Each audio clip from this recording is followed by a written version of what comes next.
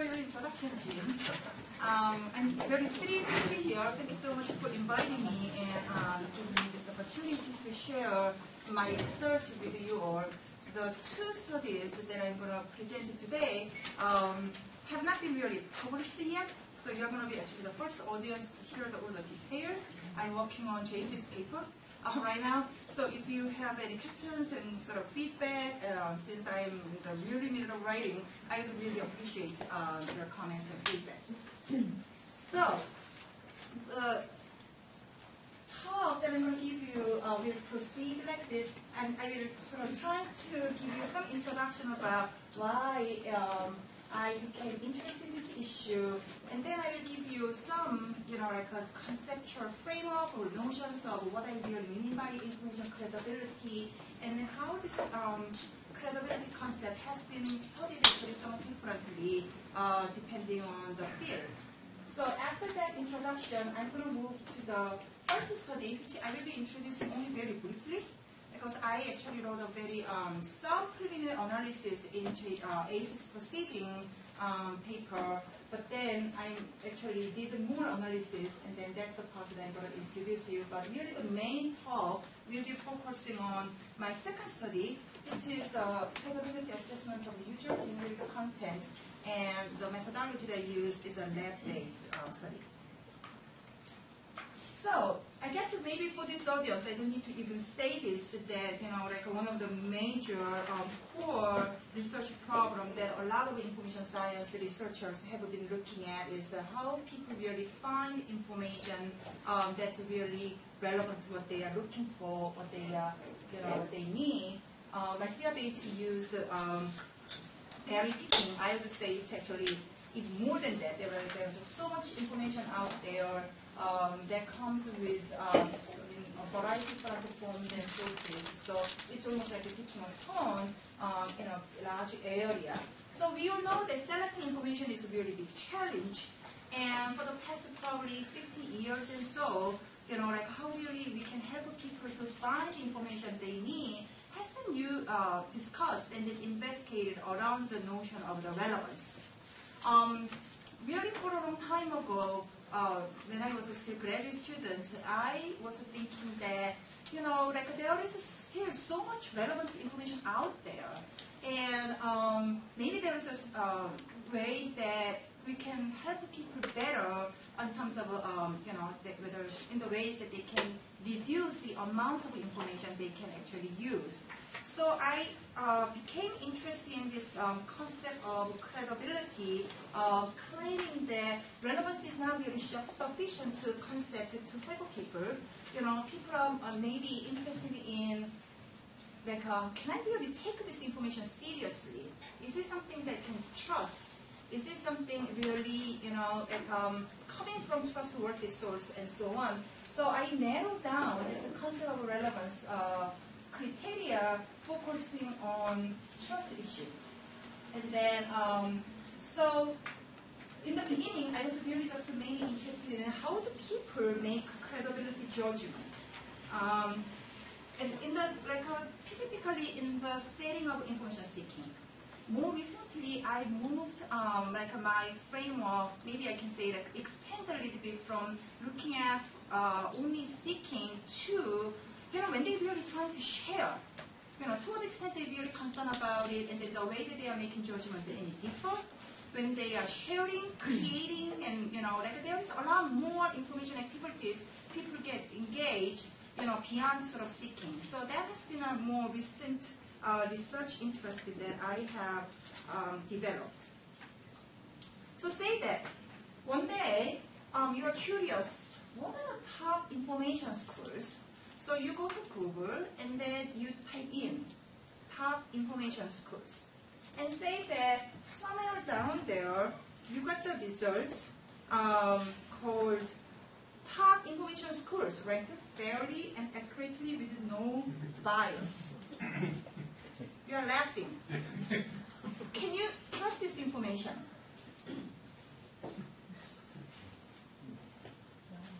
Also depends on where do you search, though. Where do you search? Okay. Location. Because if we search here, maybe our school will be the top. Yeah? That's the situation.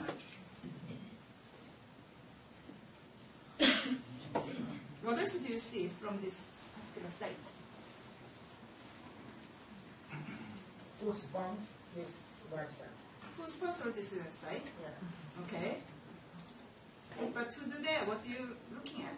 What do you look at? I usually look at the URL. So and it look at- says informationschoolrankings.com. I never heard, and I usually don't trust those. Okay, right? Or There's no criteria indicated here. no criteria. There's no criteria. Okay. There's an asterisk. Okay. There's an asterisk. Yeah. Where's the note? Yeah, which, from what we can see, is unresolved. Unresolved in terms of Well, there's an asterisk, usually, okay, right. Oh, okay. you know, That's you a look note. up the Right. asterisk, and you see some text, but we don't see that. It's so interesting. I showed this slide in quite a few different audiences. That you are the only one who pointed out asterisk. Interesting. Okay. So And anyway. I had to have it resolved. Uh-huh. Yeah. So when I showed this to different audience, I think that there are, nobody really believes this is site. Some people look at the URL. Some people say that I don't believe the University of Michigan School of Information is actually number one. Some people say that I don't believe that actually Albion College even have iSchool, right? So the point here is that credibility judgment is something that people are making really quickly, right? It's like typically 2 seconds. People are making credibility judgment about overall website.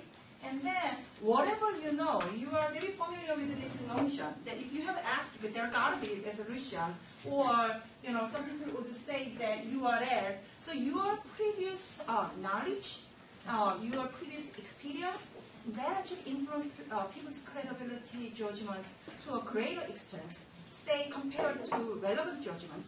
I would say that people's relevant judgment heavily relied on the situation, the nature of the task, and so on, versus credibility judgment tends to be intuitive, and the people are bringing their own experience. How much you know already about, iSchool ranking influence their judgment. And then this is also that because of that, it tends to be more highly subjective process. So that gives us some challenges to investigate this concept of credibility in the field of information science. Information credibility, scholarly examination of information credibility has been actually around a really long time. Information science is not really, I would say, really first one because we are so focusing on relevance judgment. Communication actually has a longest history, probably studying credibility. And then HCI and information science people probably since mid-90s and so on became increasingly interested in this issue because of the growth of the internet. What I see as a problem is that when they see, say information credibility or credibility, it's the same term, but it has a very different meaning, different approaches, different framework, depending on what field you are looking at this issue. So, for example, in the field of communication, their focus has been media credibility. So they actually have done this kind of study since the 1950s.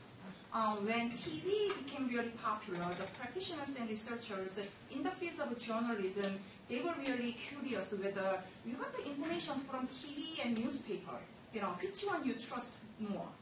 And then their kind of way of thinking about credibility is that if you trust something more, you are more likely to choose that media, right? If you trust the newspaper, you will read more news stories from news and so on. And then over the years, of course, we have a lot more diverse media, and then that tradition has been continued.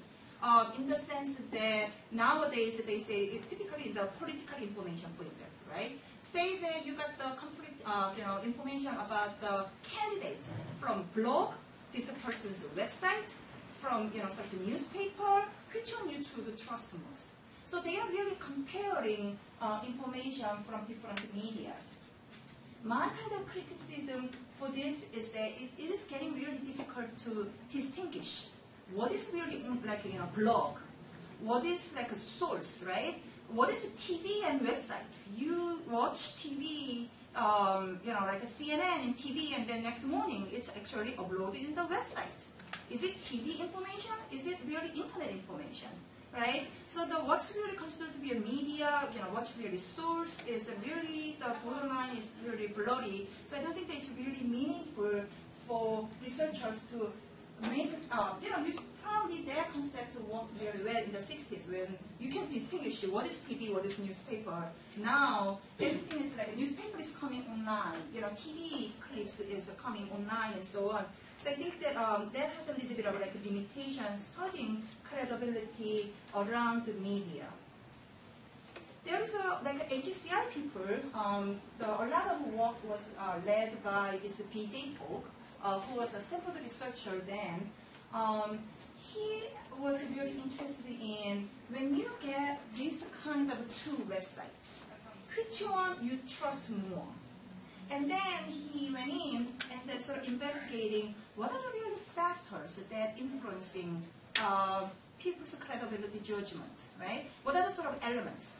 So in the very earlier work he did, usually like late 1990s, for example, if you have too many advertising bots, that hurts credibility, right? If you have a really well-designed, that helps. If you have contact information, that actually boosts the credibility. If you have like update to the date, that boosts the credibility. So he was really coming up with this: what hurts credibility, and then what boosts credibility, improve people's perception of credibility. His really audience was HCI designer. Okay, what factors you should include in the website so that your website will look like more credible to general users. Now,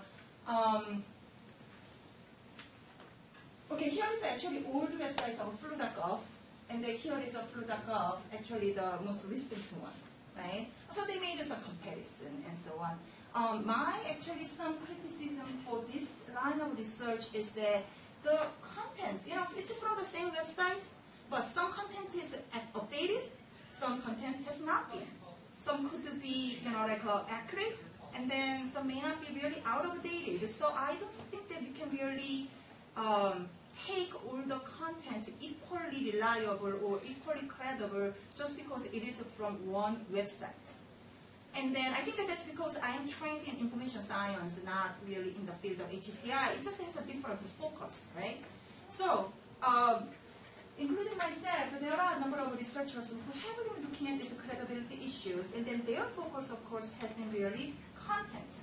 So content in terms of, given all this amount of information you have to deal with, how do you decide which information is trustworthy?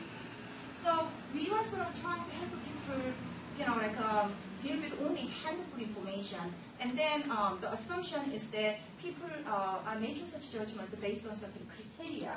So they are trying to kind of identify what are the factors and criteria people use to make such credibility judgment. So that's a little bit, there is a little bit of overlap, but what I'm saying is that it has a different approaches depending on what field you are coming from. So very first paper that I wrote about credibility is in 1998. So meaning that I have done this, like a line of study quite a while. So I can say that for credibility researcher community, right, whether they are in HCI field or communication or information science, I would just say that I made two contributions.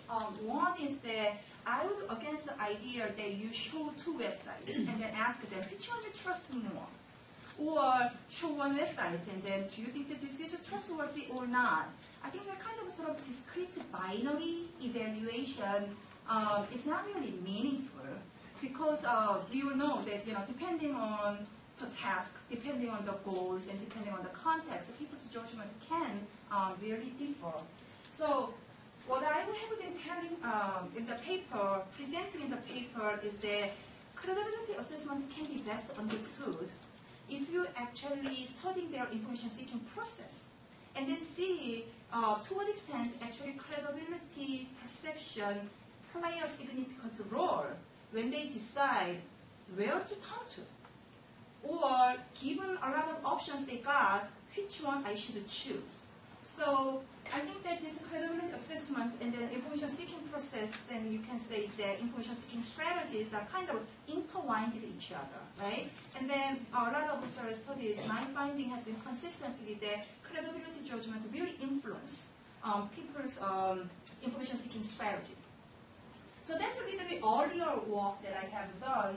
More recently, I have been really trying to identify what are the kind of context that needs to be paid attention.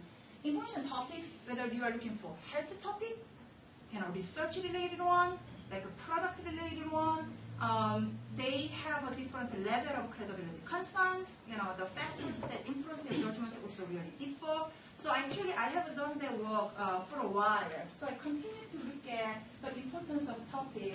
More recently, I've been focusing on these two aspects of context. One is that depending on the goal, whether you are trying to buy something, you are looking for something work-related, you are trying to entertain yourself, depending on the goals, whether their perception of credibility, more specifically constructs of their credibility actually differ each other, and then in what ways. The other one that, as I said, that I have been increasingly interested in going beyond information seeking, right? So the research question that I have been looking at is that if you are trying to share the information, if your purpose is not really finding and learning out of curiosity, if that's something that you actually have to write something, right? You are sort of trying to create. So if they are like a goal and activities are very clearly related to creation and sharing, how their credibility judgment differs in such context. So that's a kind of a work that I will be introducing today to you. So this cartoon sort of shows the example of, there are, without saying that almost like there is so much information out there, and people are dealing with more and more user-generated content, meaning that people have been using a variety of social media. And of course, really from the beginning of the internet, people always have been contributing their content. But for a while, the most of content still has been reviewed or processed, or some professional writers tend to write, versus we have increasingly more user reviews, right? So like a comment they are making, and then blog information, and then Wikipedia, you name it. There's like really increasingly more and more content that were generated by people. So that has been the really focus of my study. So with the funding from MacArthur, I have done 4 kind of sort of different projects. I cannot really present all of them. So basically, this is really the first one that I was looking at credibility judgment in a variety of different information activities. So I will be talking a little bit about that. As I said, this will be the second study will be the focus of today's talk. Third one and fourth one, I was really focusing on studying content contributors' information credibility judgment, right? So bloggers, how they actually, what kind of strategy they do to make sure that their blog look really credible, which is a different kind of sort of side of the story, right? Because in one side, users are concerned that given amount of user-generated content, how do I make a credibility judgment? These are the people who are looking at some strategies to how can I signal that I'm actually a really credible person, or my blog looks really credible, and so on. So I'm not going to really talk about this, but if you are interested in knowing more about this, please let me know. So I've been talking about user-generated content. So by definition, I would say that online content that is produced by non-professionals and that's available through public accessible websites. So for the purpose of my study, I excluded like a Facebook posting. I still consider that as a really communication venue. They know that they are sharing, this with like a circle of people. When I say user-generated content, their intention is that I want general public can access this and then take a look at it. So that's a somewhat distinction that I had to make. So to contrast these characteristics of user-generated content, the other kind of general website, like a newspaper, like articles that we have been using longer time, I call that kind of content as a traditional media content. So I know that distinction can be pretty artificial, but generally I think that idea is that these are the kind of content that's produced by professional writers, journalists, scholars, and then you can assume that there's some sort of review process get involved. Somebody approved it, and then there's an institution behind this one. So I was interested in people's credibility judgment between these two types of online content. So for the first study, I will introduce only two research questions. The first one is looking at people's credibility assessment heuristics. I'm going to talk a little bit more about what I mean by that. Heuristics related to different kinds of participatory behavior, right? And then the second one is their credibility heuristics, depending on their goals and intentions. So what I mean by that, I actually use the diary method. This is actually one of the most comprehensive diary study that I have ever done. That's why I am still writing journal articles because it took so long for me to analyze the data. But the idea is that I want to really capture their credibility judgment, not really, like abstract level of credibility judgment, really in the kind of sort of judgment that is embedded in particular information activities. So the intention is that capturing their information activities that has been taking place only 3 hours before, right? So they were specifically asked, please just tell us something that you did for the past 3 hours. If you haven't done any online activities, do not fill out this online survey, right? So since I didn't know that how often they actually access online, I decided to send out 5 links per day, including weekday and weekend for 3 days, and then and then I sent them a link to the online a survey, basically, right? So that way, I got a pretty comprehensive set of credibility perceptions in terms of their construct, whether this is accurate, whether this is trustworthiness, whether this is official, whether this is accurate, reliable, the kind of construct to all the way to heuristic, and then their assessment of their outcome as well. So I of course had to pay them, and then there was a little bit incentive implemented. So if they actually finish this from Sunday, Monday, Tuesday, they get the full monetary compensation, which was $50. If they actually did only 1 or 2 times and then they stopped doing it, they get partial compensation, which was $30. So these are the survey questions that I had. As I said, basically select one online activities where which you spent most of the time for the past 3 hours. And then this was open-ended, right? And then I coded that in terms of information objects, whether this is a general website, news site, search engine, social media, and so on, to information behavior, meaning that whether you are reading, whether you are searching, you are downloading, whether you are making comments, you are voting, and so on. So they actually described and they recoded that. The second open-ended question was that what are you trying to accomplish And then we, like following IRIS taxonomy, I coded it in terms of more sort of higher level user goal to more intention level. And then these are the other questions that are included in the survey. So these are the respondents. I actually did that for the budget constraints. I decided to conduct a survey within just Michigan.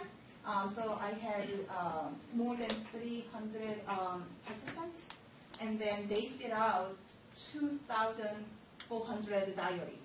So you can imagine the large set of data that I received. And the nice things about doing this with the general public was that it was beyond just college students. So I think that average age was like around 49. And then we randomly called them by phone and then asked them to, participate. So it was also like slightly more female, but it's a distribution. So as I said, one of the focus of this study was this looking at people's credibility heuristics with respect to different kinds of behavior and this different kinds of goals and intention. So this is actually the concept that I kind of defined. This is a not new concept. It is a very popular concept in psychology and the social psychology field. But I kind of bring that into information-seeking context. What I learned over in previous study is that people are not really always looking at the website. And as we have done, right? It's like information score top scores, looking at the URL, looking at the, where this came from, like when this is really updated. That's not something people actually do. What they do is that they look at this and, oh my God, this is black and white. I don't like the design. Or they really look at the sort of title, right? So people have their own heuristics. This is not random. This is not really intuition. This is something they learned almost unconsciously over the years. Saying that, I really tend to go to the sites that I am always really familiar with. I'm not really trying new things. Or I tend to believe the kind of information if that's recommended by my friends or by experts.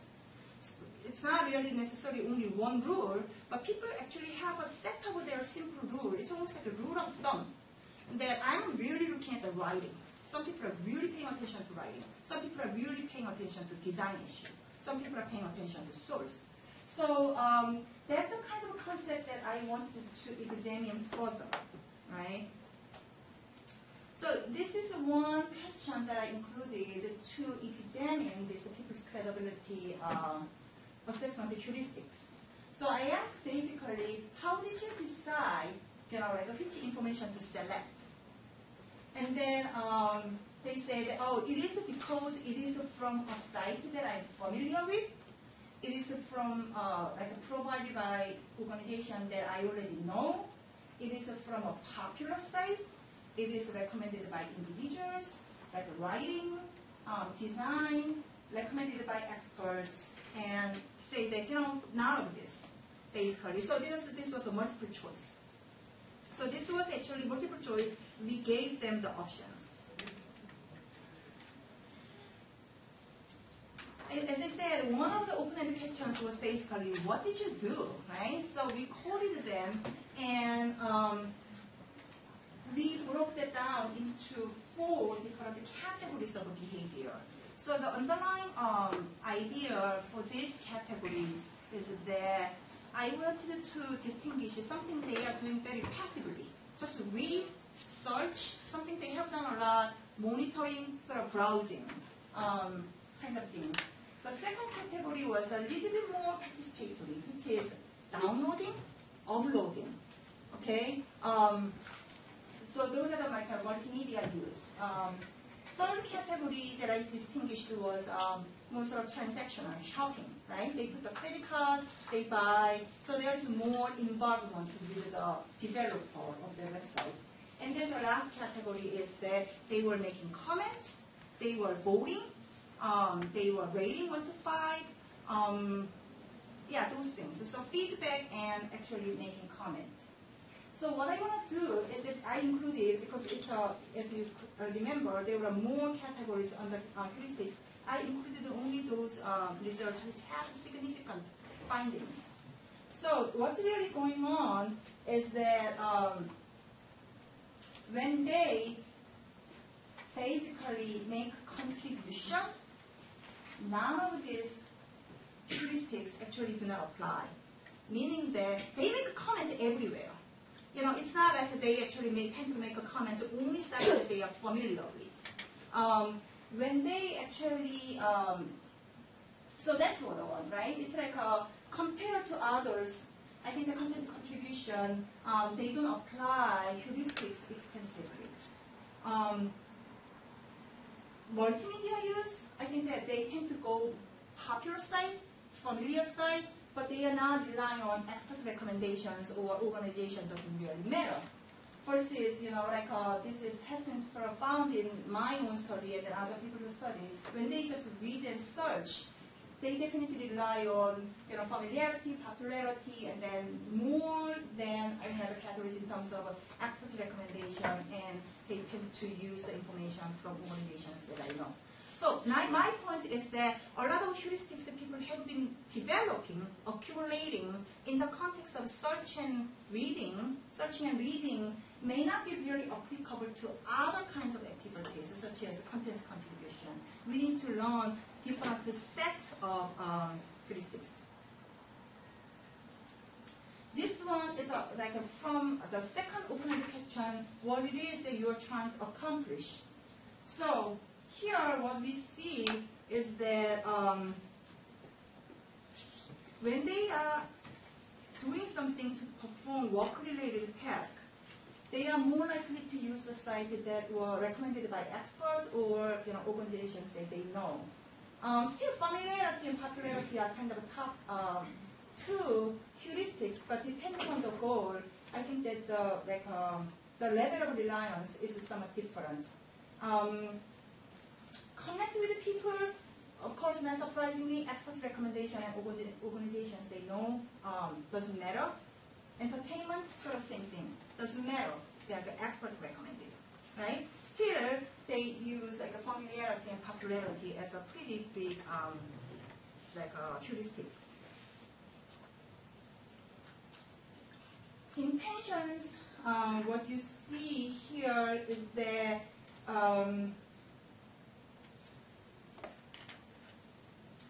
I think that what's really going on is that when you are trying to keep update, familiarity is the number one heuristics. It's like really hugely, you know, like monitoring, right? Like reading online news, people tend to go back to the same sites sort of over and over, versus expert recommendation really doesn't matter much when they are actually in these two intentions, trying to either gather information, trying to learn, then they tend to more rely on recommendation by experts. So the intention really matters. Different level of behavior matters as well. I analyze in terms of information object and topic matter less. So I think it's really the intention and goal are the ones that make a big difference, what kind of heuristics they apply. So my takeaway point from this particular study is that familiarity and popularity are most frequently used credibility heuristics.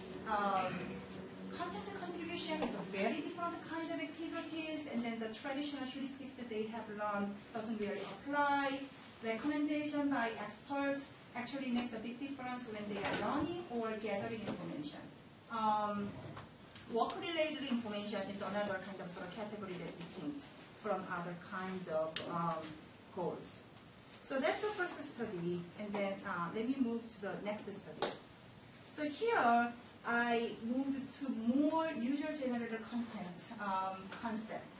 So here I wanted to make a comparison between traditional media content and then user-generated content in terms of credibility judgment. The other part is that in this lab study, I gave them different tasks. One is information search task. The other one is ask them to actually create the content in the lab setting, and then I was making a comparison. And then I used 4 different topics in this study. So this is a lab study, you know, like the tasks were given to them. So again, I think that what's really going on is that this is a mixed design. So I recruited people who who have experience with content contribution and they do not have a content contribution experience, we oversampled actually content contributors. So we have a more or less the same number. We actually have a slightly more people who have experience with content contributors. So, but regardless of their experience, we randomly assign them either search task or content creation task. Okay? And then also, everybody did all 4 topics, health, news, product, travel. However, half of them were given user-generated content. We actually gave them the website. Half of the people actually used only traditional media content. So that's how the research was designed. We gave them the website, but I wanted to make it as a more sort of information seeking. So what we did was that we told them, I want you to make sure that you start here, but if you really don't like it, you don't get any more information from this website, feel free to go another site. And then we measure the time, how quickly actually they decide to leave the site. So using Moret, we captured all the logs, and then post search questionnaire, ask them, like a credibility construct, like heuristics and ratings, and their perceived success, that kind of thing. And then exit interview, we basically ask them about their perceptions of user-generated content. So these are the sample. In total, I was able to recruit 64 subjects. And then these are the, again, we randomly called them and invited the people. We identified the numbers who are living within 30 minutes of driving distance, so that they could actually come to the university. As I said, I had a slightly more content contributors than non-content contributors, and then we had more female than males. So what tasks that I gave them is something like this one. So content contribution task starts something like this. That you would like to write one paragraph for your blog where you want to discuss it about something. You would like to write one paragraph in your blog where you actually summarize the reviews of various smartphones. Okay? So really the setting is that you are writing something. So we decided to give them longer time because they had to write. Information search task, we sort of trying to control like a scenario, try to be very similar. So what we did is that they don't need to really write something, but we still said that you wanted to make a recommendation to your friend. What kind of information you would like to find. And then ask them to copy the URL. So they don't need to write up. And then we gave them only 10 minutes. To kind of fast forward my results, really the underlying assumption is that my assumption was that if they were creating something, they would be more concerned about credibility. That actually didn't work out. That was really frustrating. We would get all kinds of things.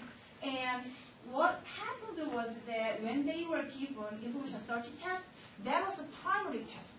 Okay? So they were really make all the effort to get that right versus when they were given content creation task, search became secondary, the writing became like a primary, so they spent most of their time writing instead of searching. So that was like something very unexpected. The fourth task was basically, health was about, you have appointment of getting flu shot, but you got cold. What should you do? News was that at the time, the tsunami was still going on. So this is some of the world 2 years ago. So you have a plan to go to Japan. Should you cancel it or is it safe to go there? Product was you're trying to buy a new smartphone and then what kind of reviews you would write or recommend. And then this is a travel. They were trying to go and then plan travel. So those are the tasks. And then we specifically chose TMC and then UGC. So for example, flu.gov is a site that we selected. Healthexpertadvice.org. Probably people are not really familiar with it, and that's an online medical forum, basically. CNN and then Global Voice Online, which is another sort of international community of bloggers. We're trying to make it really clear what's really TMC and what's really UGC. PC World opinions. The folders, like professional travel writers are writing it, and then TripAdvisor. So this is like a credibility measures that I asked them after they finish searching. So this time, try for me to pick actually what constructs that I want to use. So I grouped them in terms of believability, quality, and effective value. Okay? Trustworthy, accuracy, and reliability is under believability. Useful, objective, and completeness is under quality. And clear, easy to understand, appealing are under the category of value. Am I moving too fast, or you guys okay? Okay. So first research question was that how people really assess the credibility of UGC only this time. Okay. So this is the result. Health, not surprisingly, they put the lowest rating, credibility ratings. Travel was actually UGC got a lot higher. Like information from TripAdvisor got really high ratings there. What was interesting is that actually news was a little in the mid-range, but they actually think that UGC is quite accurate. Like they didn't believe like reliable and then trustworthy, but they tend to believe that this is slightly. But I didn't really test out significance statistical analysis at this point yet.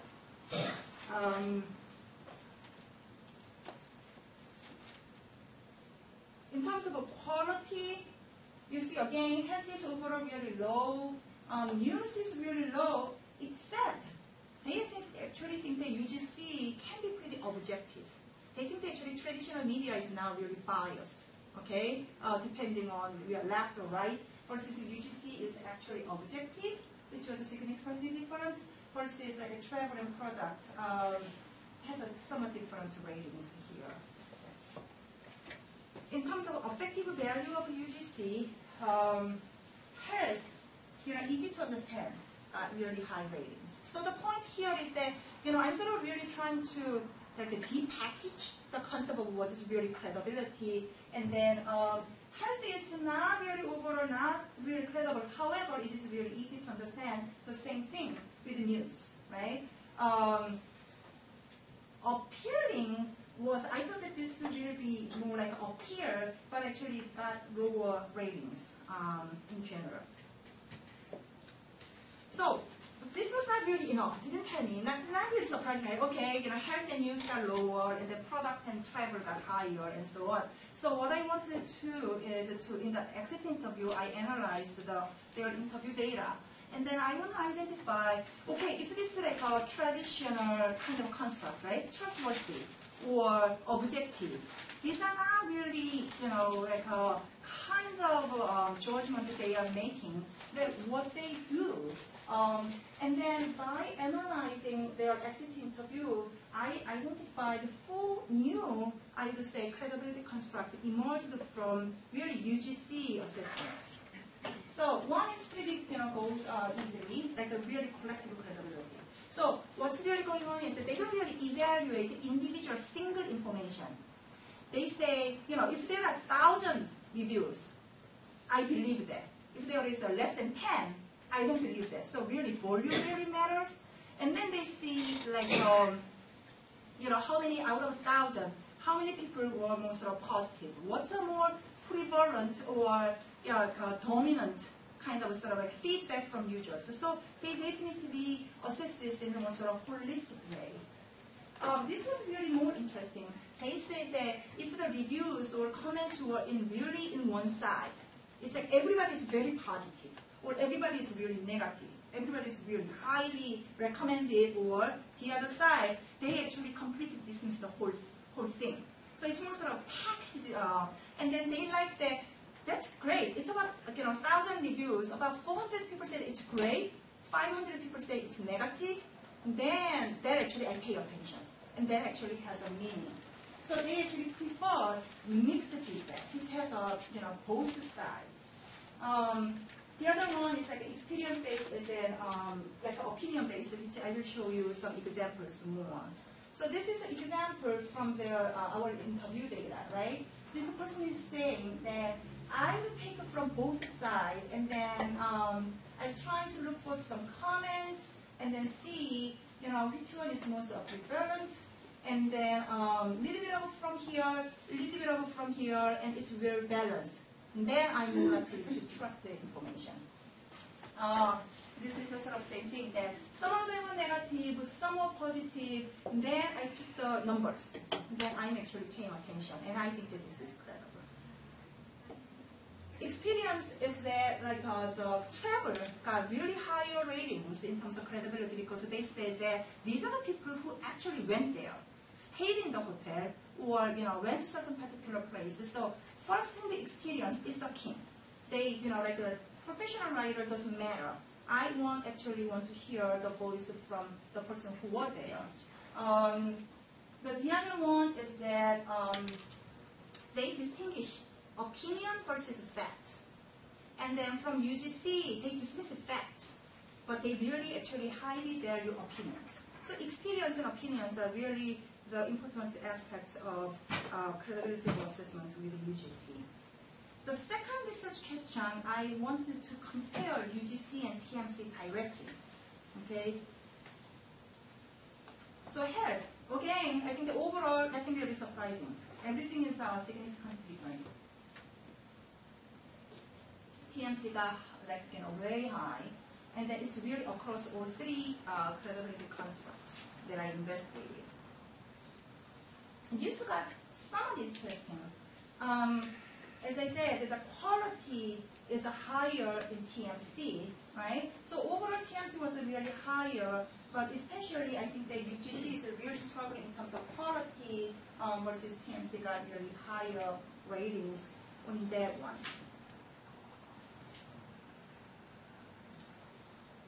Product was the most interesting one. This is really, really equally split. What it means is that actually TMC and UGC has an equally important value. So if you are designing something, actually putting them all together can be really powerful, right? Because they actually see the product, I want to see some facts from actually TMC, but I want to get some opinion from users as well. But I cannot really tell which is more trustworthy because it has a different value. So none of them were really significantly different in terms of credibility ratings. Travel is the only category that actually they rated UGC higher, especially quality and effective value, but not so much in believability. So UGC, travel UGC really wins because of the quality, usefulness, and then objectivity, and so on. So it has a different aspect depending on the topic. Third research question that I asked was, like how much effort do people are really putting in to make sure that they are getting trustworthy information? Okay, so this was really based on their test questionnaire. So one of the concepts that I actually included here is that these two kinds of judgment, which is one of the earliest work that I did. In this earlier study, I distinguished two kinds of judgment. One is a predictive judgment. Before you go flu.gov, okay, before you go like University of Wisconsin Milwaukee website, people set certain expectation, whether it's going to be really good or not. Like this website will give me the best information, or say, some people would say, I don't know, what can I do? There are not many choices, but let me start with this one. So from the very beginning, people set a different expectation, but they decide to go a certain website, or sometimes even just other person that they predict will give me the best, like high quality information. That's the definition of a predictive judgment, the judgment they are making before they encounter certain information. Okay?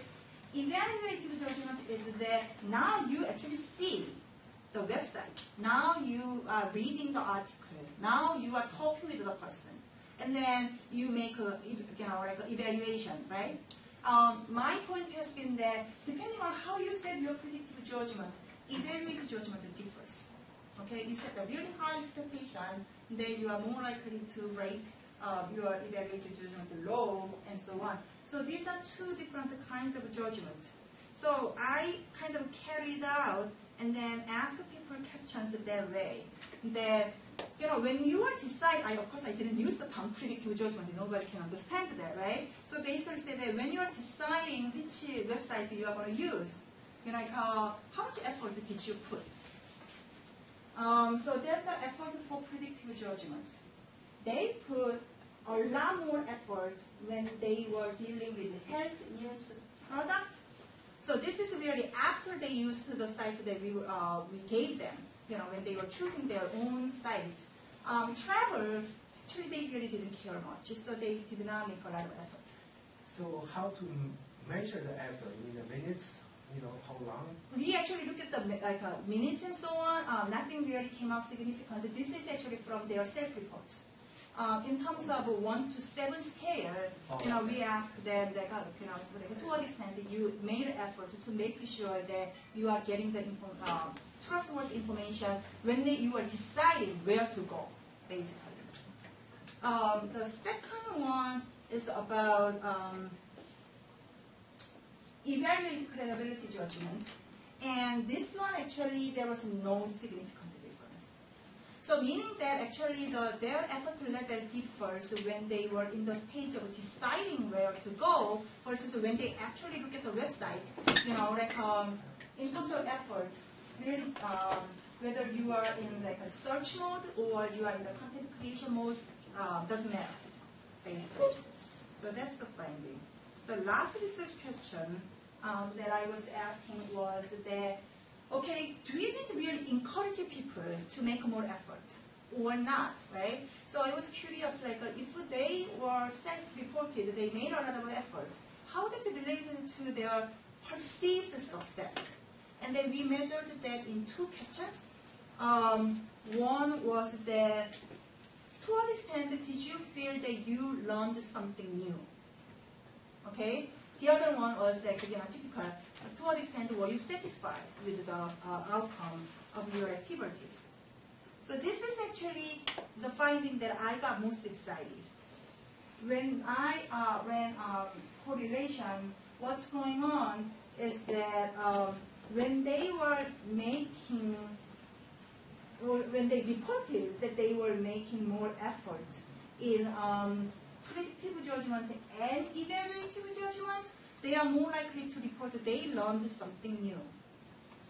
Okay? The satisfaction part was correlated with only evaluative judgment, but not predictive judgment.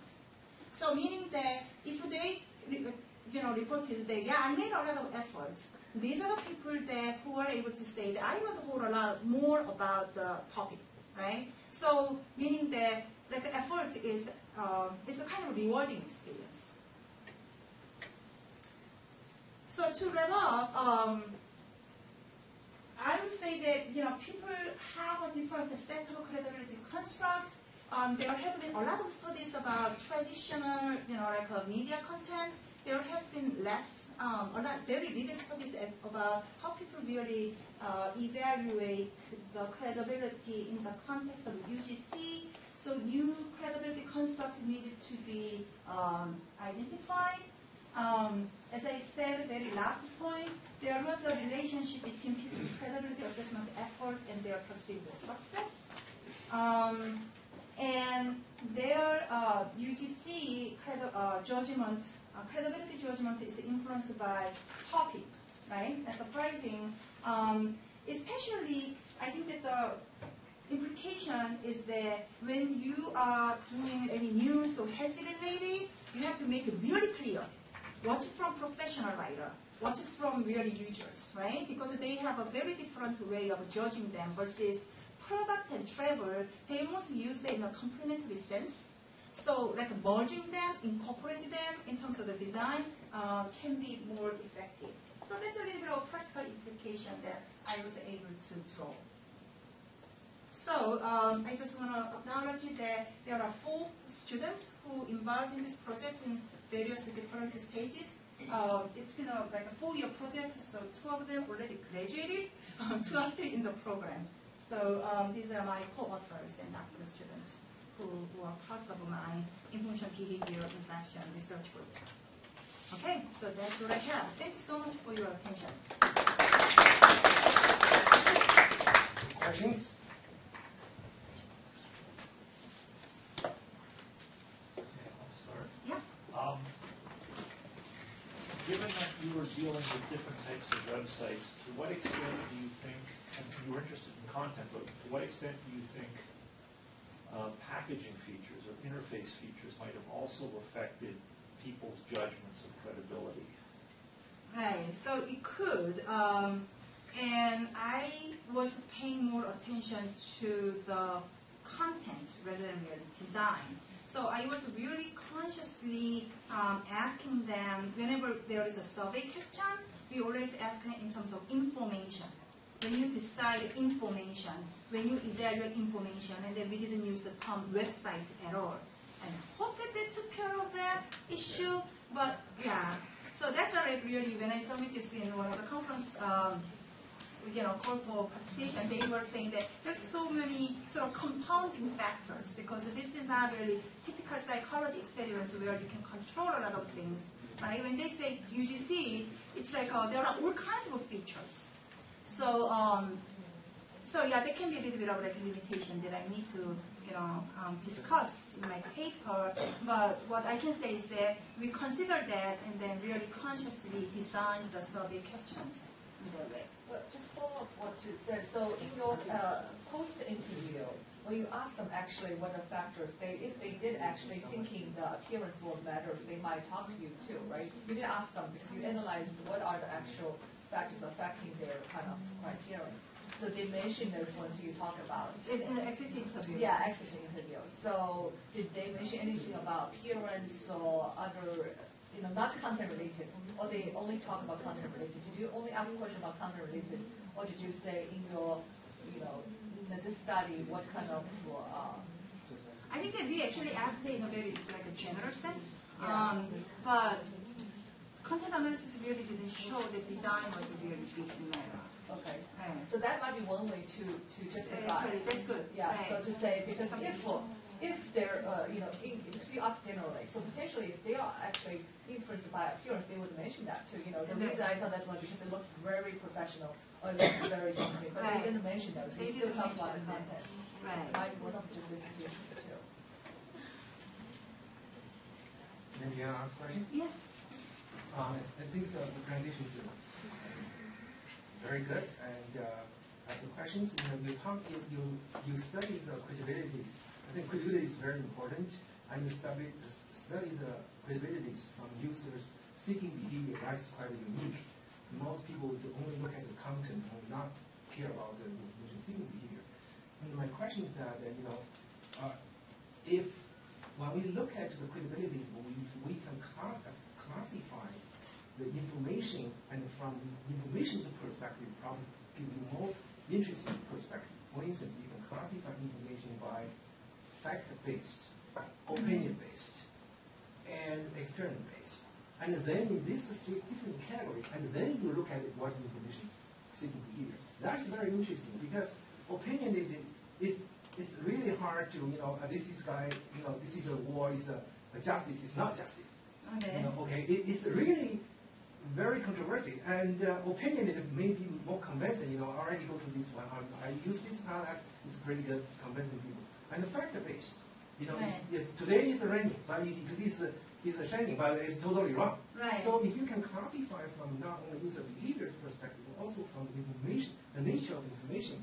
Actually, we did that a little bit now with this lab study, actually with the diary study, when we analyzed their like information activities, we actually categorized that in terms of the kind of different characteristics of their information, and then topic, and then information objects. So I should go back and see what the findings were. I didn't, right. So we analyzed in so many different ways, but I will go back and check. And thank you so much for reminding me. I think that I kind of sort of lost the track distinguishing factual versus opinion. But that actually was pretty obvious when we were doing like a lab study. When we were asking about the value of UGC, like in what kind of information you are more likely to use UGC, and then they clearly distinguished like experience-based and then not, really the non, and then opinion-based and then factual. Another, Actually, I have a question about the difference between credibility and relevancy, because the relevance could be a very broad concept, Right. including credibility. So what do you see the relationship between, because you also mentioned usefulness as one of the credibility there too. Right. So how do you see the relationship in terms of in the credibility and relevancy and usefulness? How all those different criteria interrelate to each other? Right, so that's really from the very beginning of my research, I get the question quite a lot, right? So in the beginning, I really thought that credibility is a subset of relevance. If you look at those relevance criteria, user-centered relevance criteria studies done in 1990s, credibility, quality, accuracy, currency were the really most frequently mentioned relevance criteria. So I think that probably in the introduction of my dissertation, I was saying that, I want to really narrow down and then looking at only sort of credibility and so on. But then I think that over the years, I realized that credibility is actually a lot broader concept than I initially thought, okay? So that's why you see that objective and then usefulness is now I'm kind of put that on the credibility because I have evidence that when I ask them about can you trust this or can you trust this or can you believe it, they say that it's useful. So yeah, it's very difficult to kind of say that this is relevance and this is sort of credibility. Right. It's all interrelated to each other. Right. Yeah, so I cannot really say anymore. It's a sub-concept. It's just a very related concept, and then people have a different focus. I would say. Okay. Thank you very much for your talk. I learned a lot from it. One of the critiques that I hear often of finding information on the internet is this issue that the internet is just a big echo chamber, right? That we always go and actually just seek out things that confirm what we believe to be the case already. I'm wondering how you would position your findings against that sort of arguments. Right. So I think that when I was analyzing exit interview, I got that quite a lot, especially with news and health information. Health information, I don't know whether that was a good decision or not. It's getting flu shot can be very controversial kind of sort of topic, right? People sometimes have a very strong opinion about that. So I think that really came up a lot more with general health and news topic, but I didn't see that was the case for product and travel. So I think that it's a lesson point is that when you design your sort of task, right, you shouldn't do flu kind of thing, actually, to be honest with you. Because that sort of adds up a whole different aspect that I was not really expecting. I didn't realize that people have such a strong opinion about, flu shot. So especially if you're doing an experimental study, find something that's very neutral. I would never ask about anything political information, for example, right? So it's really a matter of designing information. Which could be another factor though, which could be another study which you select a topic which is controversial and to see how the credibility affected by their own personal. There is actually, I met one person in iConference, and then he is a UCLA doctoral student, and he's actually studying that about flu. Really focusing on that topic, and then what people believe, and so on. Very qualitative kind of approach. So you're right. Interesting too. Right. Interesting how. Right. Any other question? Okay, yes. I came in toward the end of your presentation. I do apologize for that. But one of the questions that I had was about your actual subjects. I don't know what their backgrounds were, but do you think maybe, according to their backgrounds, say their education levels or whatnot? Oh, yeah. I have some data in both studies, in the diary study and the lab study. So I think that these are the people, for diary study, it's like I think both studies, they are like a little bit high educated. It's Ann Arbor, it's sort of university town. And in terms of occupation, actually, I have data somewhere, it's actually pretty diverse. But in terms of education level, it was higher than national average because we were looking for certain skills. So diary, we were required one of the screening questions was that you have to use the internet every day, including weekend, because we are going to send out the diary. So that kind of sort of bump up, like their education level, because the heavy internet users are more likely to be highly educated people. The other one is that diary study, we had a more diverse occupation. For lab study, when I was actually asking people to come to the lab, we see a lot of retired people. I think that it's not bad because we have a lot of studies about with college students, right? So here I was dealing with like at some point I had to tell the Institute of Social Research, they were helping me recruiting people, say that can you start recruiting more 60s, because at a certain point about the first 30 were all above 60s. They're home. They are home. They have a lot of time, and then $50 is big deal. But I could not really have this project who retired, right? So I need more sort of diversity. So I kind of sort of really keep tracking the track, and then trying to distribute in terms of really the age. Something that I really want to do that I just couldn't do more was actually the distribution between genders. So as you see, both studies I had more female. I say why, but I think that I'm not the only one who actually encountered that problem. We always have more female, participants. So, but they are highly educated people. Any other questions? Thank you very much for your presentation. Okay, thank you so much.